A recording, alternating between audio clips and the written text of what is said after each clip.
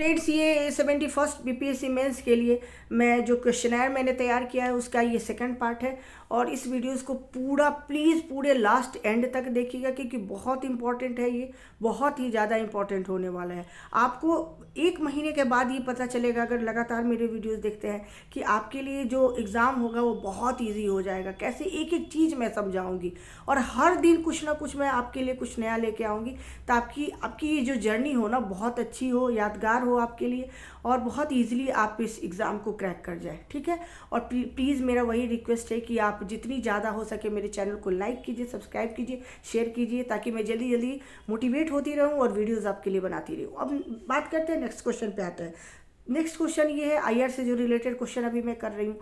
Next question है और please ये वीडियो थोड़ा सा लंबा होने वाला है तो प्लीज़ आप देखते रहिए अंत तक। ठीक है।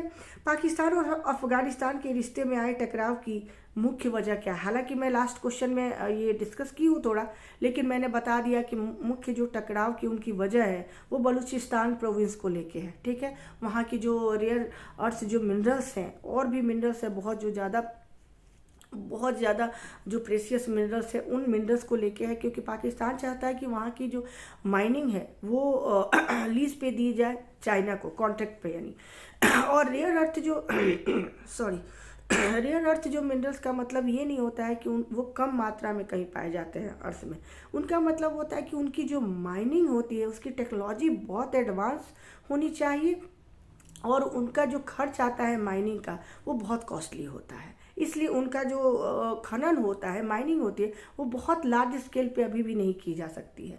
इसीलिए उनको प्रेशियस कैटेगरी में रखते हैं। वो यूज़फुल भी बहुत ज़्यादा यूज़फुल होते हैं। तो ये बलूचिस्तान को लेके है, दोनों के बीच टकराव। और भी बहुत सारे हिस्टोरिकल इश्यूज भी हैं लेकिन अभी के कॉन्टेक्स्ट में ये है। हिस्टोरिकल भी ज़रूर आप लिखेंगे थोड़ा थोड़ा, वो मैं पूरी आपको डिटेल से बता दूंगी। इन दोनों देशों के रिश्तों में आए वर्तमान में भारत को अब क्वेश्चन पूछ सकता है कि इन दोनों देशों के रिश्तों की वर्तमान स्थिति में भारत की एक संतुलित और फ्यूचरिस्टिक विदेश नीति क्या होनी चाहिए? क्योंकि हम जानते हैं दोनों हमारे पड़ोसी है, लेकिन जो कहते हैं कि एडजेसेंट पड़ोसी तो पाकिस्तान है हमारी। हालांकि करीब 80 किलोमीटर की जो बाउंड्री है वो अफगानिस्तान से हमारी मिलती है, लेकिन वो पीओके का पार्ट है। ठीक है। बाल्टिस्तान के जो नॉर्थ का इंदिरा कॉल के पास का पार्ट है। तो वैसे हम डायरेक्ट उसके कांटेक्ट में नहीं है, फिर भी हमारे लिए बहुत ज़्यादा इंपॉर्टेंट है। लास्ट वीडियो में मैंने पूरा डिस्कस किया है कि क्यों इंपॉर्टेंट है हमारे लिए अफगानिस्तान। पूरा मैंने ठीक से उस वीडियो को देखिए, बहुत अच्छे से मैंने डिस्कस किया है। ठीक है। तो भारत की जो अप्रोच होना चाहिए वो थोड़ा बैलेंस होना चाहिए। हमें अफगानिस्तान को भी कहीं इग्नोर नहीं करना है और पाकिस्तान को तो कर भी नहीं सकते क्योंकि जब आप इंसान जो पड़ोसी होते हैं, कहते हैं ना कि दोस्त या दुश्मन बदल सकते हैं लेकिन पड़ोसी नहीं बदल सकते। तो पाकिस्तान के साथ वैसे भी हमें बना के रखना है। ठीक है। उसको आप अप्रोच को लिखेंगे और सारी चीज़ें बताएंगे। हमारे नदियों का विवाद है, ये है पाकिस्तान के साथ, फिर भी हमारे लिए बहुत ज़रूरी है। अब नेक्स्ट क्वेश्चन पे आते हैं। एफटीए क्या है? Free trade agreement. अब इसका प्रोविज़न क्या है और ये क्यों लाया गया? सबसे पहली बात कि किसी भी क्वेश्चन को पूछने के पीछे कोई लॉजिक होता है। कमीशन का कोई, हालांकि कई क्वेश्चन ऐसे भी दिए जाते हैं लेकिन लॉजिक होना चाहिए आपके आंसर देने में भी कि ये क्या है और क्यों लाया गया। ठीक है। ये एक्चुअली बायलैटरल या मल्टीलेटरल ट्रेड के सिंप्लीफिकेशन के लिए लाया गया, सिंपल शब्दों में अगर कहते हैं तो। ठीक है। WTO एग्रीमेंट आप देखेंगे और सिंप्लीफिकेशन के लिए लाया है। और सिंप्लीफिकेशन के लिए लाया गया ताकि दोनों को एक तो ट्रेड बैरियर का मुकाबला कम करना पड़े। जो देश अच्छे से प्रोडक्शन अपनी चीज़ों का करते हैं, चाहे गुड्स हो या सर्विसेज, उनका अच्छे से उस देश में एक्सपोर्ट कर सके। ठीक है। विदाउट टैरिफ या बहुत कम टैरिफ पे। तो दोनों देशों के बीच और क्या होता है, जो अगर इकोनॉमिक जो रिश्ते होते हैं अगर वो ठीक है तो बाकी रिश्ते भी जो होते हैं बायलैटरल जो भी और रिलेशन होते हैं वो भी अच्छे हो जाते हैं। तो इस आधार पे होता है। और लोग भी एक दूसरे के यहाँ जाके जॉब करते हैं तो वो भी एक कारण होता है। ठीक है। तो ये बताना है आपको कि क्या है एफटीए क्या है, वर्तमान वैश्विक आर्थिक परिदृश्य में भारत के लिए इसकी महत्ता को समझाइए। अब महत्ता को जैसे समझाएंगे तो ये दिखाना आपको होगा, समझिएगा उस चीज़ को, कि एक तो आपको दिखाना होगा कि जो फ्री ट्रेड एग्रीमेंट है भारत का किन किन देशों के साथ है, सबसे पहला। ठीक है। और दिखाएंगे कि थोड़ा ये दिखाने की आप कोशिश करेंगे कि जिन देशों के साथ है तो भारत को इससे ये जरूर दिखाने की कोशिश करेंगे कि भारत की वहाँ जो इकोनॉमिक सरप्लस की कंडीशन कहाँ कहाँ बन रही है, सबसे ज़्यादा उस पर फोकस करेंगे। क्योंकि महत्ता हम तभी दिखा सकते हैं ना जब भारत उसको फ़ायदा हो रहा हो, उस ट्रेड एग्रीमेंट से भारत को फ़ायदा हो रहा है, यानी भारत का जो एक्सपोर्ट हो वो ज़्यादा हो उस देश के साथ, तभी फ़ायदा है। इम्पोर्ट अगर कोई ज़्यादा हम करते हैं तो यानी वो कम कम खर्च पे वो जो प्रोडक्शन होगा, वो जो माल होगा, वस्तुएं होंगी हमारे देश में आएंगी, तो हमारे देश के कंपटीशन को और क्या करेंगी, टफ कर देंगी। यहाँ की हमारे जो मटेरियल है वो बाहर नहीं जा पाएंगे, काफ़ी हाई रेट पे हो सकते हैं, क्योंकि उनको तो कम रेट पे यहाँ इंडिया में आने का मौका मिल रहा है। तो इससे क्या होता है कि हमारे कंपटीशन और बढ़ जाता है, ठीक है। और हम अगर कोई किसी भी वस्तु का अगर हम एक्सपोर्ट करते हैं, वहाँ टैरिफ हमें नहीं देना पड़ता है, ठीक है, बहुत सारी ड्यूटी से फ्री होते हैं या लेस टैरिफ देना पड़ता है वहाँ पे। तो होता है क्या है कि हमारी चीज़ें वहाँ सस्ती बिकेंगी। सस्ती बिकेंगी तो क्या होगा कि मार्केट पे जल्दी वो वहाँ के कंट्रोल कर लेंगी, तो वो देश ऑटोमेटिक हमारी धीरे धीरे हमारे ऊपर डिपेंडेंट हो जाएगा। जैसे हमारे यहाँ का जेम्स स्टोन है, अगर कोई देश बार लगातार ले रहा है, धीरे धीरे ले रहा है, टैरिफ कम है, ठीक है, यानी हमारे देश की वो जेम्स स्टोन है वहाँ सस्ती हो रही है, तो वहाँ की, और वहाँ की अपनी महंगी है खुद की जेम्स स्टोन, तो वहाँ क्या होगा कि लोग इन हमारे देश के जो प्रोडक्ट्स हैं उनको प्रेफर करेंगे खरीदना, ठीक है। तो हमें फ़ायदा हो रहा है, हमारा बैलेंस ऑफ जो पेमेंट है वो भी हमारा सुधर रहा है, ठीक है। लॉन्ग टर्म हमारी जो इकोनॉमिक ग्रोथ है, डेवलपमेंट है, वो भी अच्छी हो रही है। तो इस चीज़ को आपको दिखाना होगा, ठीक है। और इसके जो परिवर्तन है, अगर क्यों एफटीए का जो फ्यूचर होगा वो कैसा होगा, क्या ये सबके लिए फ़ायदेमंद हो रहा है, क्या ये किसी सीमित देशों के लिए फ़ायदेमंद हो रहा है, या क्या नॉर्थ ब्लॉक के जो देश है, मतलब कहने का मतलब कि जो डेवलप्ड कंट्रीज़ हैं उनके लिए फ़ायदेमंद हो रहा है, या सबके लिए है, ठीक है। इस चीज़ को भी आपको दिखाना होगा, और ये भी दिखाना है कि कितना ज़रूरी है, ठीक है।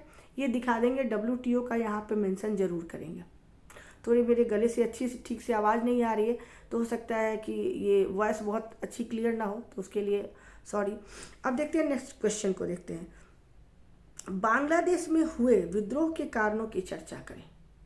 ये बहुत ही इंपॉर्टेंट क्वेश्चन है, आप इसे लद्दाख का जैसे मैंने बोला ये भी उतना ही इम्पोर्टेंट क्वेश्चन है, ठीक है। चर्चा करें, और इस कथन के चर्चा करें, वर्तमान में बांग्लादेश और भारत के बीच तनावपूर्ण द्विपक्षीय संबंधों और भविष्य में होने वाले परिवर्तनों पर चर्चा करें। कारण वहाँ का जो पॉलिटिकल जो इंस्टेबिलिटी था, पॉलिटिकल जो राइवलरी थी, वो सबसे बड़ा कारण था, ठीक है। यूनिस सरकार कैसे बनी, क्यों बनी, ठीक है, शेख हसीना का कैसे हुआ वहाँ से पलायन, क्या, उन सब चीज़ों को आपको एक थोड़े से 2 पैराग्राफ में आपको दिखाना है। पहले पैराग्राफ में दिखाएंगे कि क्यों हुआ सत्ता परिवर्तन, और उनके ऊपर काफ़ी करप्शन के चार्जेस भी कुछ लगे हुए थे। मेन तो मुद्दा था जो 1971 के वहाँ के जो शहीद हुए थे, उन लोगों के जो पोते पोतिया जो 3rd जनरेशन है, जैसे उनको रिजर्वेशन देने की बात हुई, और शेख हसीना गवर्नमेंट ने उनके रिजर्वेशन को कोटा को बढ़ा दिया था, जो देश के लोग उसके कारण प्रोटेस्ट करना शुरू कर दिए। लेकिन उसके आंतरिक और भी कारण थे, क्योंकि एक दिन में सिर्फ ये कुछ समय में रिजर्वेशन के मुद्दे इतना बड़ा नहीं हो सकता था, ठीक है, क्योंकि यूनिस सरकार को अपनी बनाना। उसके पीछे सपोर्ट किसका था, कहा जा रहा है कि US का भी सपोर्ट था, ठीक है। और यूनिस जो जिनको नोबेल पुरस्कार भी मिल चुका है, ठीक है, माइक्रो फाइनेंस की उनकी कंट्रीब्यूशन के, तो क्या उनकी नीतियाँ सही है, सब कुछ आपको थोड़ा बता देना है।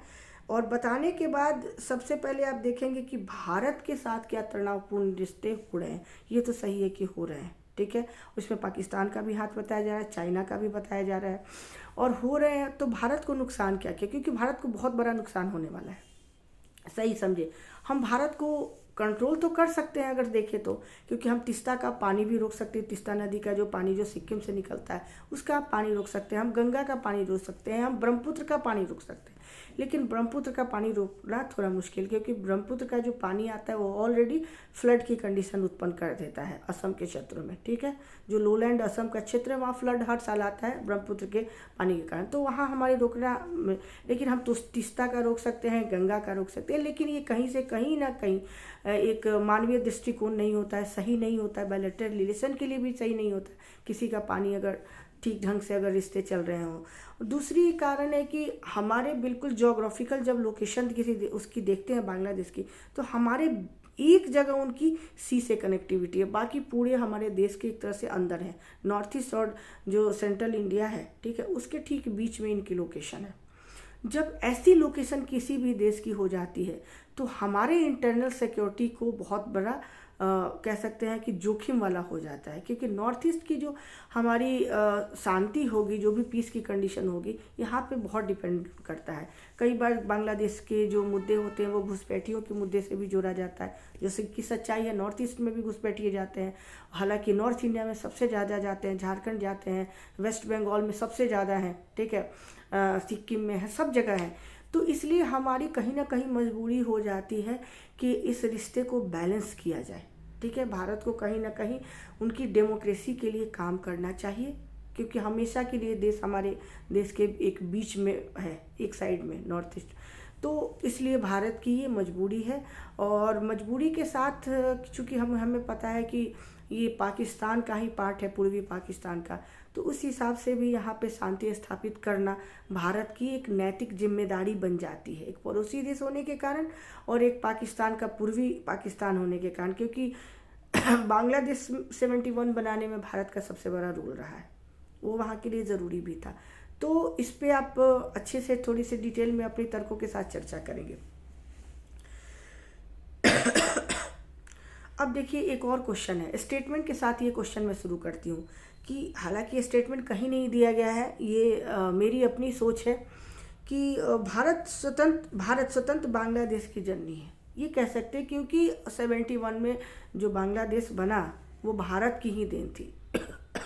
सॉरी, बार बार खांसी हो रही है। इस कथन के संदर्भ में 71 के बांग्लादेश के मुक्ति आंदोलन में भारत की भूमिका पर चर्चा कीजिए। क्या बांग्लादेश की भौगोलिक अवस्थिति और वहां हो रहे राजनीतिक अशांति का भारत के आंतरिक सुरक्षा को कोई खतरा हो सकता है? ये मैंने अभी समझाया। और भारत का क्या 71 में रोल रहा, आप इसे अच्छे से समझाएंगे। सॉरी, ठीक है। तो इस पे अच्छे से एक दिन मैं बहुत अच्छे से इस पे वीडियो बनाने वाली हूँ, क्योंकि मेरा IR एक सब्जेक्ट भी रहा है, IR और ज्योग्राफी। तो सॉरी फ्रेंड्स, मैं अभी वीडियोस बना नहीं पा रही हूँ क्योंकि मुझे बहुत ज़्यादा अभी खांसी आ रही है। तो नेक्स्ट वीडियो में मैं समझाऊंगी, तब तक के लिए थैंक यू।